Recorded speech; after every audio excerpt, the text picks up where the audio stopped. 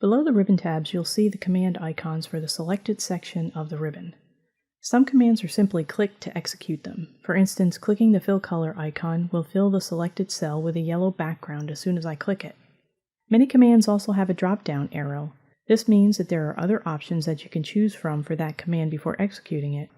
So if I click this arrow to the right of the fill color icon, you'll see that I have a choice of what color I want to use for the fill.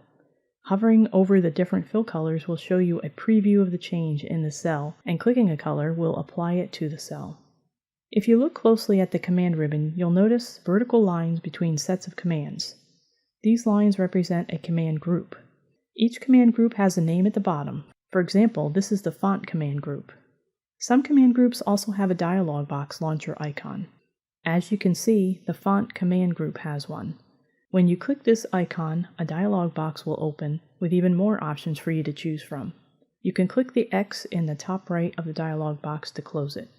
So that's a quick review of working with Excel's commands. We'll get a lot more practice using them throughout the course.